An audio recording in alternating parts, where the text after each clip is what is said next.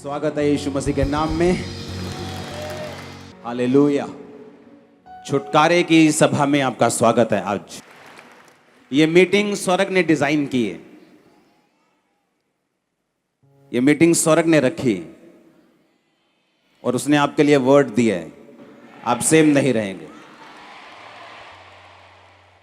7 week छुटकारे के जो मैं आपको वर्ड दूंगा, आपने उसे संभाल के रखना है। ओके? उसे बार बार सुनना है, एक बार नहीं। कौन सा वचन था संडे को? कौन सा? रूत का, कि हमारा परमेश्वर के साथ जो रिलेशनशिप है वो कैसा होना चाहिए कि मौत के अलावा परमेश्वर और कोई चीज मुझे तुझसे अलग नहीं कर सकती। अब तो मौत भी नहीं कर सकती, पुराने टाइम में मौत कर सकती थी।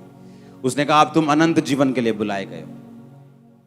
मतलब कोई परीक्षा, कोई दुख, कोई प्रार्थना का पूरा ना होना, कोई कलेश, कोई ठोकर हमें परमेश्वर के प्यार से अगर अलग नहीं कर सकती, तो हम परमेश्वर के बड़े छुटकारे के लिए फिर तैयार हैं। दूसरा वचन मैंने आपको क्या दिया था कि परमेश्वर मुझे देख रहा है और सुन रहा है। हर टाइम, खाना पकाते वक्त भी, अपने पड़ोसी से चुगलियां करते वक्त भी, किसी के साथ विश्वास की बात करते तब भी, और किसी के साथ हम जब अविश्वासी बात करते हैं, शक की बात, तब भी। चेलों को यीशु मसीह आए और कहा ये लो मेरे हाथ देखो, मेरे पांव देखो, मैं जी उठाऊं। थोमा वहां पे नहीं था। जब थोमा आया तो कहता नहीं मैं नहीं यकीन करता यीशु मसीह के ऊपर, मुझे मालूम होगा तब जब मुझे वो सामने आके दिखाई देगा, जब मैं उसके हाथों और पैरों में निशान उंगलियों को डाल लूंगा, तब मैं यकीन करूंगा। तब यीशु मसीह वहां पे फिजिकली प्रेजेंट नहीं थे, पर जब यीशु मसीह दोबारा उनके बीच में आए तो थोमा को कहा, थोमा ले मेरे हाथों और पांवों को देख और अविश्वासी नहीं पर विश्वासी बन। जब यीशु मसीह वहां पे शारीरिक रूप में नहीं थे तो भी वो थोमा की बात को और उसको देख रहे थे। आप चर्च में हैं और प्रार्थना कर रहे हैं, या घर में अपने प्रेयर रूम में, परमेश्वर तभी आपकी प्रार्थना नहीं सुन रहा है, तभी आपको नहीं देख रहा। जब आप यहां से वापस जाएंगे, अपने ऑटो में, अपनी कार में, अपनी बस में बैठेंगे, वो तब भी आपको देख रहा है और सुन रहा है।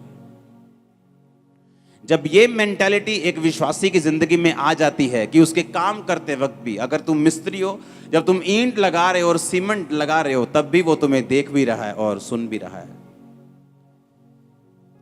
ऐसा करने से होता क्या है? ऐसा करने से आप परमेश्वर के प्रेजेंस के साथ रहना सीख जाते हैं।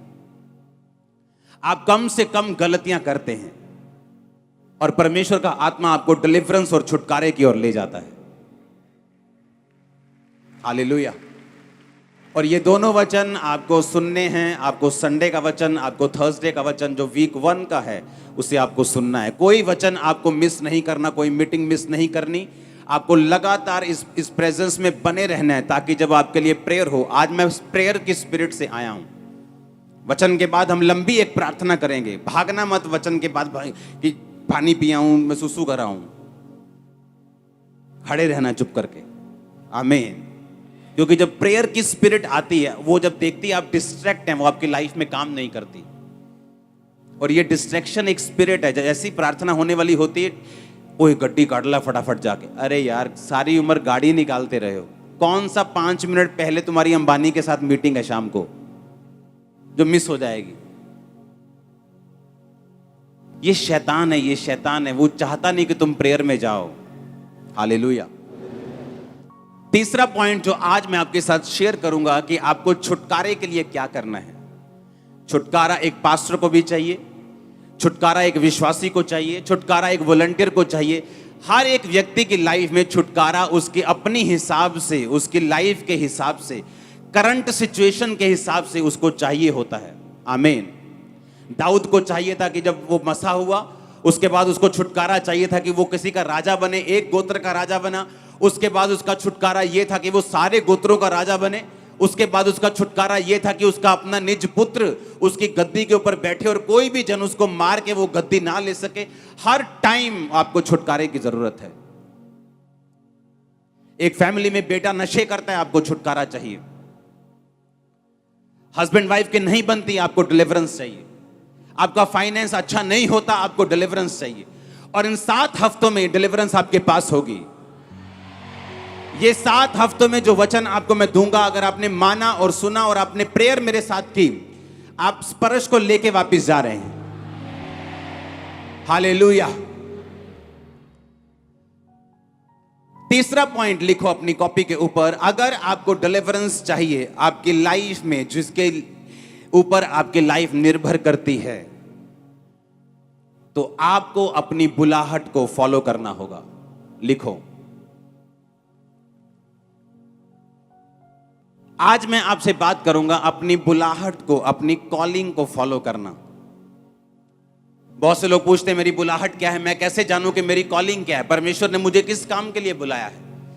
हर एक विश्वासी की जिंदगी में 2 तरह की बुलाहट है। लिखो, हर एक विश्वासी 2 तरह की बुलाहट से अपनी जिंदगी में से निकलता है। और बाइबल बताती है अगर वो अपनी दोनों बुलाहट को फॉलो करता है तो छुटकारा उसके परिवार में आता ही आता है। उसकी लाइफ को फॉलो करता ही करता है। 1% भी चांस नहीं है कि उसकी लाइफ में वो छुटकारा ना हो। समझ आई कि नहीं? तीसरा पॉइंट है कि आप अपनी लाइफ की कॉलिंग को अगर फॉलो करेंगे तो परमेश्वर आपको छुटकारा देगा, ऐसा बाइबल कहती है। और कॉलिंग 2 प्रकार की होती है, बुलाहट 2 प्रकार की है हर एक विश्वासी की जिंदगी में, जिसने बाद में चाहे प्रेरित बनना हो, चाहे पास्टर बनना हो, चाहे बिजनेसमैन बनना हो, चाहे उसकी लाइफ में कुछ और बुलाहट हो, जैसे परमेश्वर ने उसे एज ए डॉक्टर बुलाया हो, एज ए इंजीनियर बुलाया हो। हर एक व्यक्ति की लाइफ में 2 बुलाहट हैं। वो किसी भी तरह की बुलाहट हो, वो 2 प्रकार की होती है हर एक विश्वासी की जिंदगी में। और अब पहली तरह की बुलाहट को मैं आपके साथ शेयर करूंगा। हम पढ़ेंगे रोमियो 12 उसकी 1 और 2 आयत को अपनी स्क्रीन के ऊपर।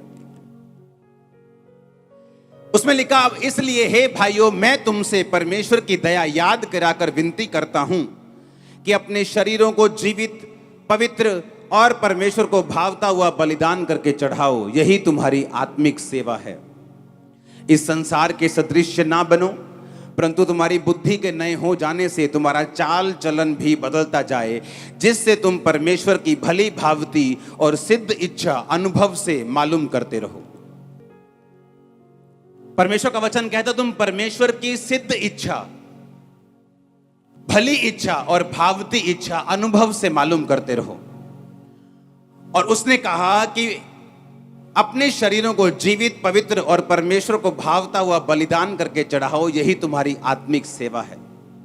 उसने कहा पहली तरह की बुलाहट यह है कि तुम अपने जीवनों को, अपने शरीरों को जीवित, व्यभिचार से अलग, नशे से अलग, पाप से अलग, गालियों से अलग, जीवित शरीर परमेश्वर को चाहिए। आपका ये पहली बुलाहट है परमेश्वर की। ये तुम्हारा शरीर नहीं कि तुम सूटे मारो इसके साथ, ये तुम्हारा नहीं है। किसका है ये? ये तुम्हारा नहीं कि तुम तंबाकू लगाओ इसके साथ। किसका है ये? वो कहता तुम अपने शरीर को जीवित दो मुझे, पवित्र दो मुझे, और परमेश्वर को मन भावता हुआ बलिदान करके दो। किसको देना है? अपने शरीर को। कैसा देना है? कहता जीवित, पवित्र और मन भावता हुआ। जैसे परमेश्वर को, जैसा परमेश्वर को भाता है, वैसा तुमने परमेश्वर को अपने शरीर को क्या करना है? बलिदान देना है और परमेश्वर को अपनी बॉडी दे देनी है। ये तुम्हारी आत्मिक सेवा है, ये तुम्हारी पहली कॉलिंग है। जब तुम मसीह में आते हो, परमेश्वर तुम्हें ये नहीं बताता कि मैंने तुम्हें एक पास्टर होने के लिए या एक बड़ा जन होने के लिए या एक बड़ी बिजनेस में आशीष देने के लिए चुना है। पहले वो तुम्हें यही कहता है कि तुम अपने शरीर को जीवित करके, मन भावता करके और पवित्र करके मुझे सौंप दो, ताकि जो असली बुलाहट में मैं तुम्हें लेके जाना चाहता हूं, मैं लेके जा सकूं। समझ आई इतना कि नहीं आई? उसने कहा यही तुम्हारी आत्मिक सेवा है कि अपने शरीर को जीवित करके और मन भावता करके और पवित्र करके मुझे सौंप दो। यही तुम्हारी क्या है? आत्मिक सेवा है। अगर परमेश्वर ने यह सोचा हुआ है कि आपका छुटकारा वो तब करेगा जब आप उसकी सेवा को फॉलो करेंगे। मेरा छुटकारा तब हुआ जब मैंने सेवा को फॉलो किया, जब मैंने मिनिस्ट्री की, जब मैंने सेवा की। ये मेरी बुलाहट थी, मेरी बुलाहट थी सेवा करने की, लोगों के ऊपर प्रार्थना करने की। और जब मैंने इस बुलाहट को फॉलो किया तब मेरी लाइफ में पूरा छुटकारा हुआ। चाहे मैं 40-40 रोजे रख के कितनी बार रोता रहा, मांगता रहा, प्रार्थना करता रहा, प्रभु के साथ नाराज भी होता रहा, प्रभु को भेंट भी चढ़ाता रहा, क्रूसेड्स करवाता रहा, मीटिंग्स करवाता रहा, बोता रहा, सब कुछ करता रहा, लेकिन परमेश्वर ने कहा ये सब बातें ठीक हैं, ये तेरी हेल्प करेंगी आगे बढ़ने में, लेकिन तुझे मेरी पूरी बुलाहट को फॉलो करना पड़ेगा अगर तू मेरी जिंदगी में, अपनी जिंदगी में चाहता है कि मैं तुझे संपूर्ण छुटकारा दूं जैसा तू चाहता है। लेकिन बात यह है कि परमेश्वर आपको छुटकारा नहीं दे सकते और आपको दूसरी बुलाहट जो परमेश्वर की आपकी लाइफ में है वो आपको नहीं लेके जा सकते अगर आपने पहली कंडीशन को पूरा नहीं किया है। तो अगर आपका शरीर मन भावता हुआ बलिदान करके आपने परमेश्वर को नहीं चढ़ाया हुआ तो वो आपको दूसरी बुलाहट में नहीं लेके जा सकते। अगर आपने 8वीं क्लास पास नहीं की तो आपको 9वीं 10वीं में नहीं लेके जा सकते। बहुत से लोगों का छुटकारा नहीं होता क्योंकि उन्हें मालूम नहीं मेरा छुटकारा होगा कैसे। मेरा हस्बैंड शराब पीता है, मेरा छुटकारा कैसे होगा। मेरे बच्चे नशा करते हैं, मेरा छुटकारा कैसे होगा। मेरे को फाइनेंशियल ट्रबल है, मेरा छुटकारा कैसे होगा। छुटकारे के लिए आपको प्रोसीजर फॉलो करना पड़ेगा। क्रिश्चियनिटी जो लाइन है ये शॉर्टकट की लाइन नहीं, आपको हर एक कोर्स को फॉलो करना पड़ेगा, हर एक लाइन को फॉलो करना पड़ेगा और परमेश्वर आपके साथ होंगे। अब जब मुझे मालूम है कि परमेश्वर ने मुझे एक काम करने के लिए बुलाया है तो मुझे क्या करना है। मुझे पहली बुलाहट पूरी करनी है कि सबसे पहले अपने शरीरों को मन भावता करके, पवित्र करके और जीवित करके मुझे परमेश्वर को सौंपना होगा। कहता यही तुम्हारी आत्मिक क्या है, तुम्हारी सेवा है। कहता तुम्हारे बुद्धि के नए होने से तुम्हारा चाल चलन भी बदलता जाए। और बुद्धि नई कैसे होगी? जब हम अपने शरीर को वचन के आगे सौंप देंगे। हम रोज परमेश्वर का वचन पढ़ेंगे, हमारी बुद्धि नई होती जाएगी। जब बुद्धि नई होती जाएगी चाल चलन बदलता जाएगा और जैसे ही हमारा चाल चलन उस लेवल पे आ जाएगा परमेश्वर आपको दूसरी बुलाहट से बुला लेंगे, आपसे अपने काम लेना शुरू करेंगे और छुटकारा आपके पास होगा जो आपको चाहिए।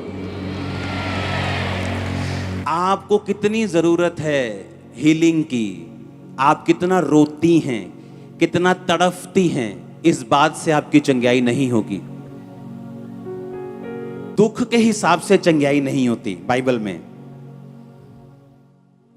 हमें लगता है 45 साल से मेरे बच्चा नहीं, अब मैं चर्च में आ गई हूं अब तो होगा। ये मायने नहीं करता कितने साल से नहीं हुआ। हन्ना जब बच्चा नहीं होता था तो अपने पति को बोलती थी मैं तेनू नहीं बुलाना, आज तो मैं नहीं रोटी खानी। वो बोलता था मेरा कसूर क्या है। मेरी दूसरी पत्नी के, पुराने टाइम में एक से ज्यादा पत्नियां होती थी, वो बोलता था दूसरी पत्नी के है, तेरे नहीं। अगर यहोवा ने तेरी कोख को बंद किया है तो मेरा क्या कसूर है? क्या मैं तेरे लिए 10 बेटों से 7 बेटों से भी अच्छा नहीं हूं? बाइबल कहती वो उसको दुगना देता था, हर चीज, हर ब्लेसिंग, पैसा, सपोर्ट, दुगना प्यार करता था। लेकिन फिर भी बाइबल कहती वो कुड़ती थी, खाना नहीं खाती थी, रोती थी, उसकी सौतन उसको चिढ़ाती थी, इतना कुछ ड्रामाबाजी घर में चलती थी, तब भी उसकी कोख नहीं खुली। और परमेश्वर के घर में जाके गई और बोली परमेश्वर अगर तुम मुझे बच्चा, बेबी बॉय दे, मैं तेरे भवन में वापस कर दूंगी। गर्भ खुल गया उसका। परमेश्वर ने यह नहीं कहा कि तू बहुत रो के आई है इसलिए मैं तेरे गर्भ को खोलता हूं।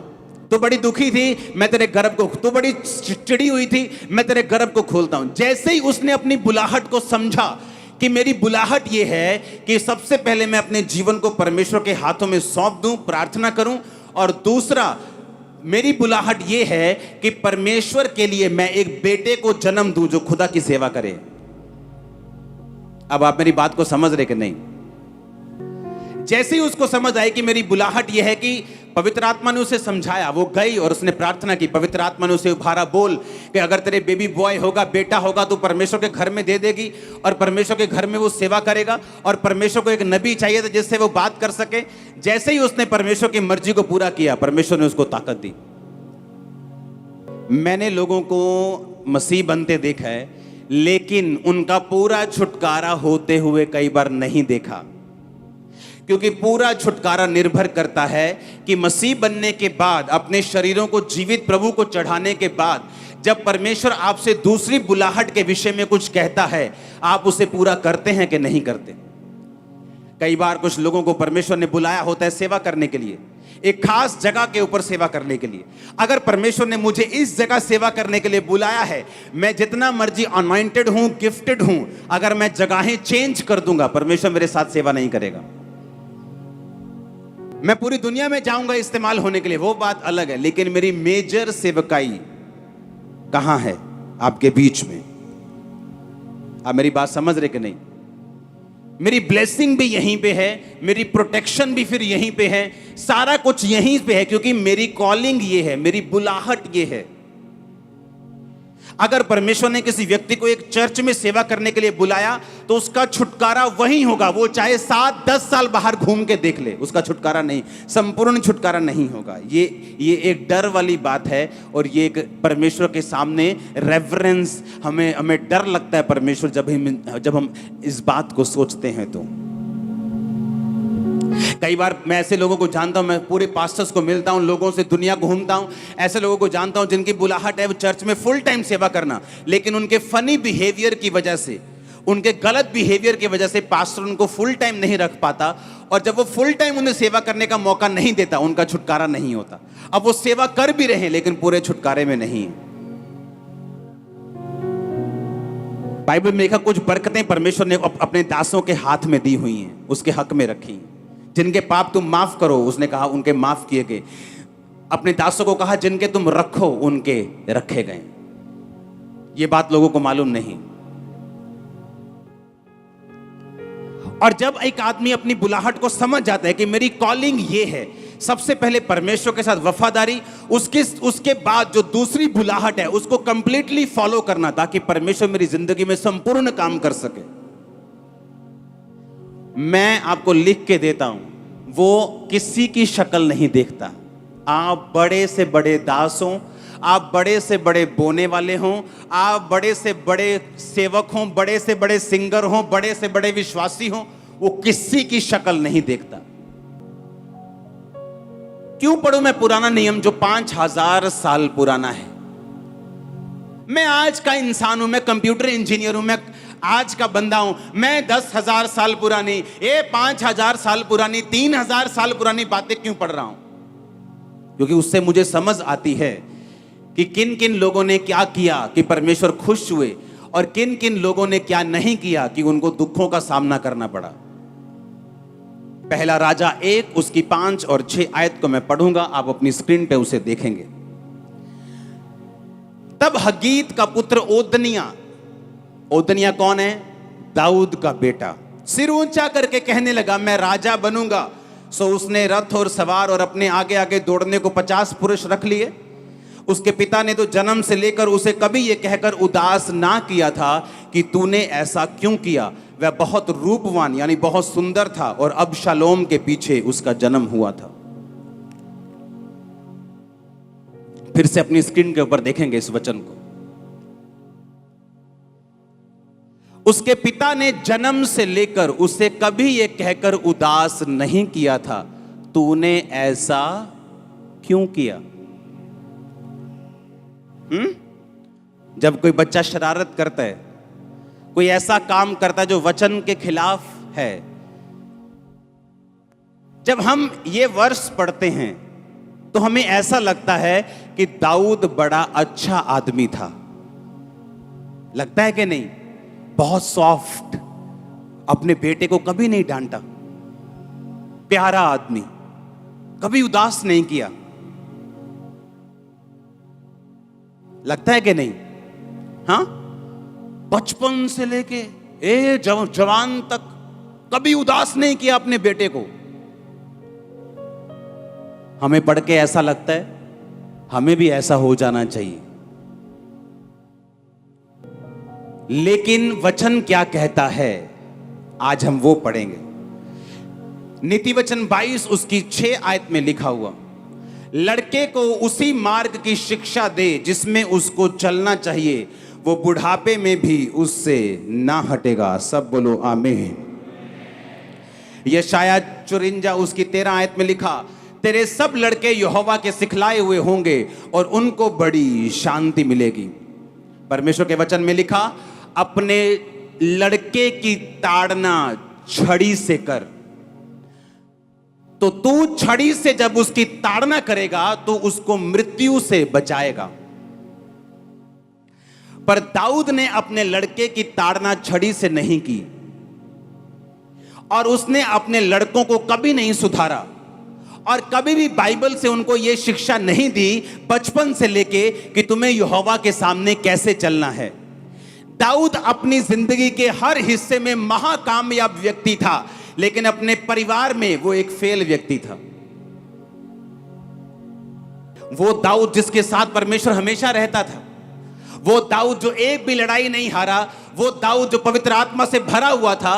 लेकिन परमेश्वर ये कहता है कि तुम चाहे जितने मर्जी बड़े विश्वासी क्यों ना हो, तुम्हें वचन के ऊपर चलना सीखना होगा।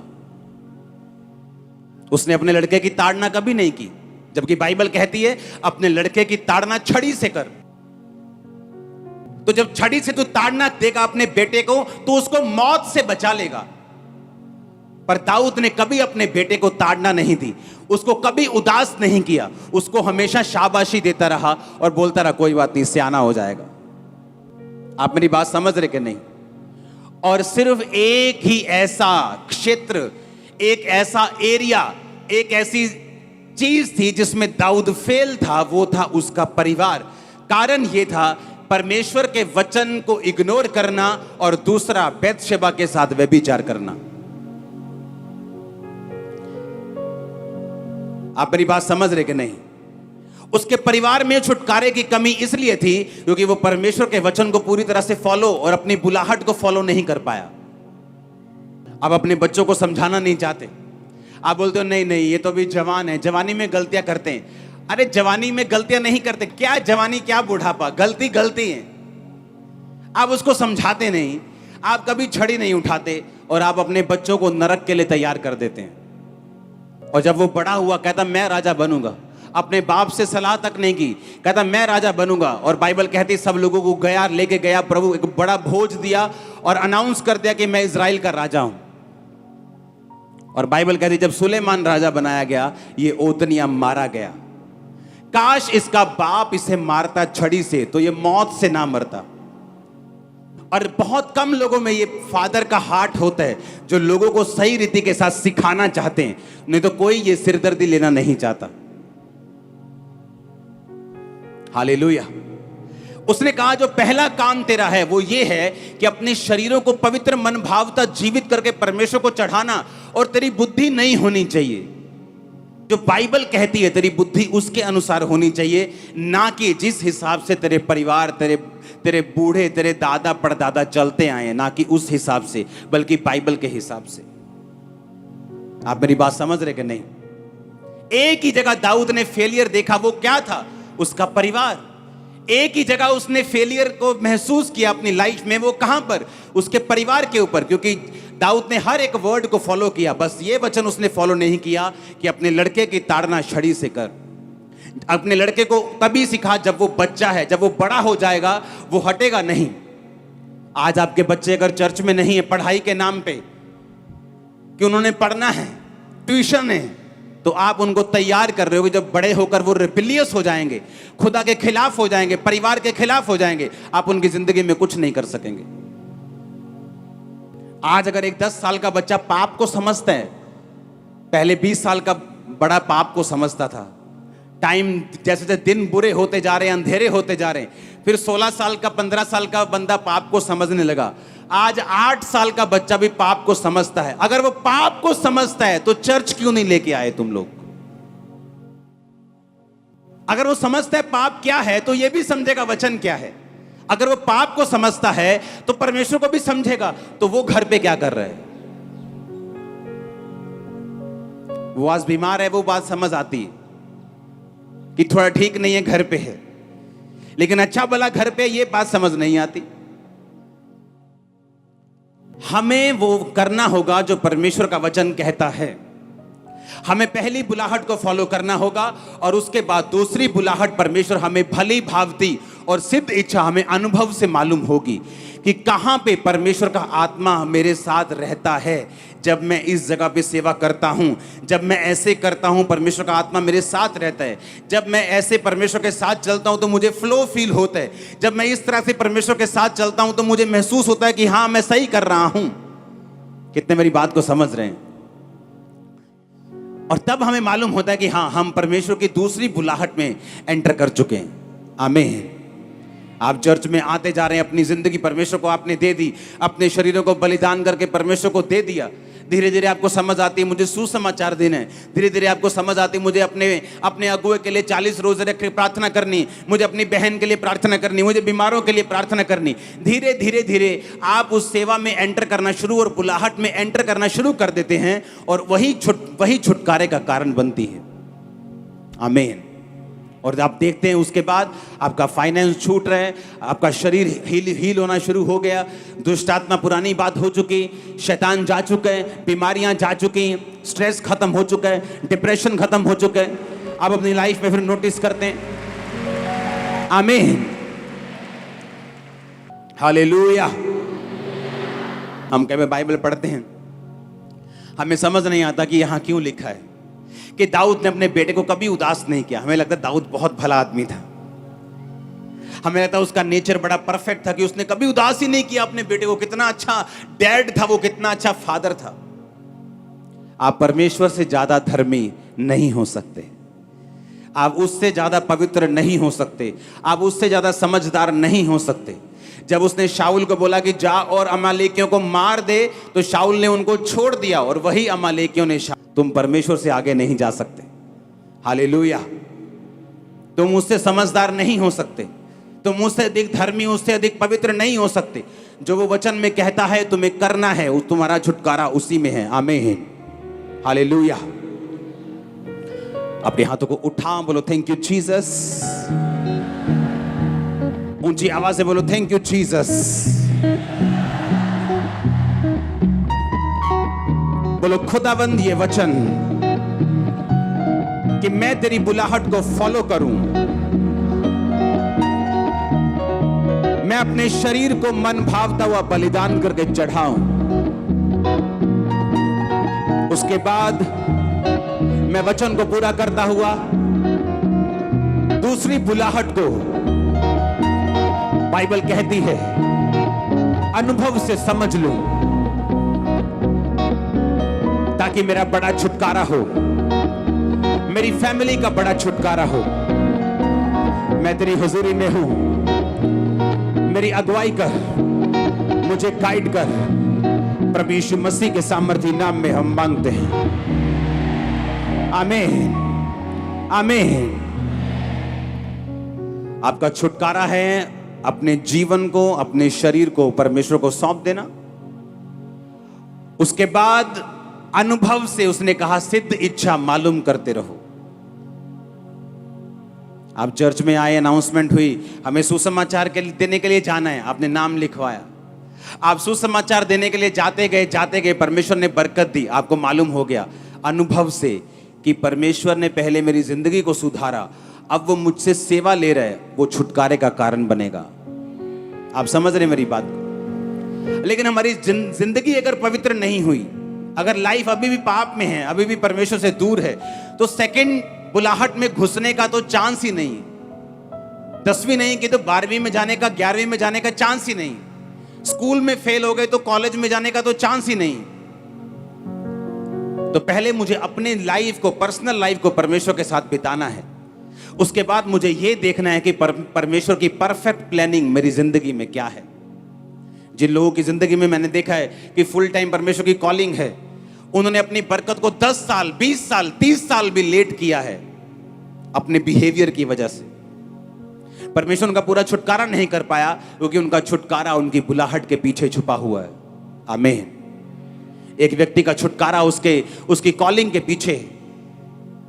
मैं अमेरिका में गया हूं, जब मैंने अमेरिका में जाके ये बात, मुझे नहीं मालूम था, मुझे मालूम था अमेरिका ऐसा है वैसा है, लेकिन जब मैं अमेरिका में गया हूं, मैंने ये बात अनुभव से और स्पिरिट से सीखी कि अमेरिका जैसे गिवर्स, देने वाले और बोने वाले पूरी दुनिया में कहीं नहीं। पूरी दुनिया में नंबर 1 है वो। रियली मैं तुमको बता रहा हूं। और अगर आप सबसे अधिक बरकत देखेंगे वो अमेरिका में आपको मिलेगी। सबसे अधिक बरकत अगर लोगों के पास है वो अमेरिका में है। एक एक विश्वासी के पास 2-2 घर है, 3-3 घर हैं। मैं दूसरे देशों में भी गया हूं अलग, लेकिन वहां पे बोने की स्पिरिट नहीं, बहुत कम बोते हैं वो लोग। जो चर्च से जुड़े हुए हैं वो लोग बोते हैं, वो एक अलग चीज है। लेकिन मैं ओवरऑल क्रिश्चियनिटी की बात कर रहा हूं। सबसे छोटी करेंसी में बोते हैं, पता क्या सोच के, ओ अगर ये नाइजीरिया में गया ये 5 पाउंड, तो वहां पे तो ये बन जाएगा 1000 रुपया। इस तरह से बोते हैं। लेकिन अमेरिकन लोग जब बोते हैं वो अपने थाउजेंड्स में बोते हैं, और इसीलिए परमेश्वर को बढ़ाता जा रहा है। मालूम आपको पता है अमेरिका में बुलाहट थी लोगों की कि जाओ और चर्चेस को सपोर्ट करो। 90% इवेंजलिस्ट पूरी दुनिया में जिन्होंने काम किया अमेरिका ने निकाले थे। और अमेरिका क्रिश्चियन कंट्री नहीं था। यीशु मसीह अमेरिका से नहीं आए। अमेरिका पाप में फंसा हुआ कंट्री था। जब वहां पे बेदारी होनी शुरू हुई, जब लोगों ने अपनी बुलाहट को समझा कि मेरी पहली बुलाहट परमेश्वर के साथ है, दूसरी बुलाहट मैं एक बिजनेसमैन बनूंगा, खुदा के कामों को, इवेंजलिज्म को सपोर्ट करूंगा। 1 उठा, 2 उठे, 3 उठे, इतनी बेदारी हुई, इतने अमीर लोग वहां पे हुए, और वही स्पिरिट लोगों में जाती गई। हर बंदा अमेरिका में बोने वाला है आज। हर बंदा, अगर कोई अमेरिका चला गया उसको बोने की आदत पड़ जाती है।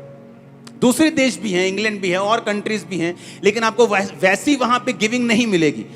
चर्च के लोग बोते हैं, जो हमारी चर्च के साथ जुड़े हुए हैं, उनको टीचिंग पता है, उनको परमेश्वर का वर्ड पता है, वो बोते हैं। लेकिन मैं ओवरऑल क्रिश्चियनिटी की बात कर रहा हूं कि बहुत लोग वहां नहीं मिलते उन देशों में जितने अमेरिका में मिलते हैं। और उसी वजह से जब बुलाहट पकड़ लेता है आदमी, जब अपनी कॉलिंग को पकड़ लेता है, अपनी पर्सनल कॉलिंग को पकड़ लेता है, सेकंड कॉलिंग को पकड़ लेता है, परमेश्वर उसे छुटकारा देता है। बड़ा छुटकारा, एक बिग बिग डिलीवरेंस आपका वेट कर रही है।